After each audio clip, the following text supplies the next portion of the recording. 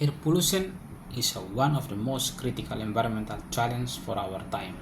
From the cities we live in to the air we breathe, pollution affects every aspect of our health and environment. But what exactly causes air pollution and how does it impact us? During the smoke condition, the city atmosphere becomes hazy, visibility decreases, and the air quality drops to unhealthy level. Air pollution comes from both human activity and natural sources. Human activities such as industrial production, vehicle emission, waste burning, and energy generation release a large amount of the pollutant like carbon monoxide, sulfur dioxide, and particulate matter into the air. This activity contributes to the smoke formation and global warming. Natural sources also play a role in air pollution, volcanic eruption, wildfires, dust storm, and pollen release gases and particulate that affected to the air quality. Although natural sources are part of the air system, human-made pollution has greatly increased the overall level of harmful substances in the atmosphere, leading to the serious impact on the health and the environment. The impact on human health include respiratory disease such as asthma and bronchitis, cardiovascular problems, and reduced lungs function, lung spore, and increase the risk of cancer and premature death.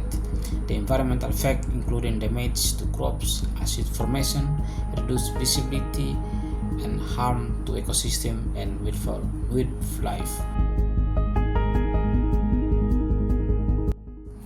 To better understand the impact of air pollution on human health and environment, the following section presents perspective from both academic experts and government authority.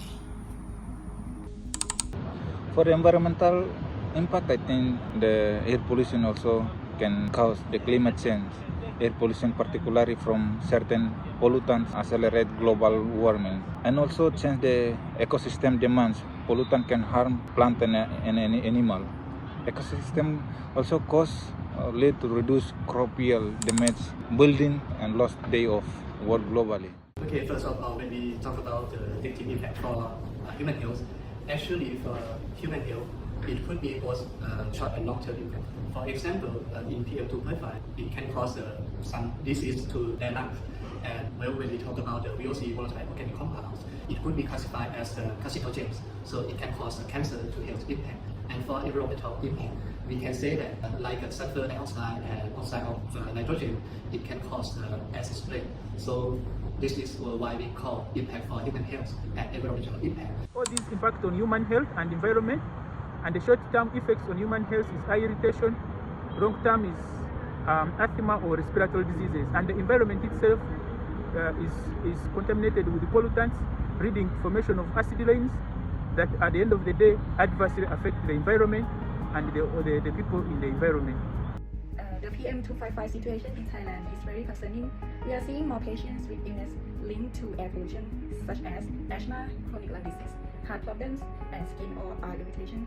Over 38 million Thais live in areas exceeding 7 PM2.5 levels, and about 15 million of them are vulnerable, including children, the elderly, and bedridden patients.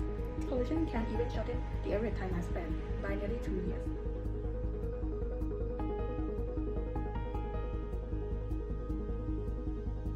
It is also very prudent that there are a lot of measures that are necessary for control of these pollutants to promote good health and good environment for safety of the community and the environment at large.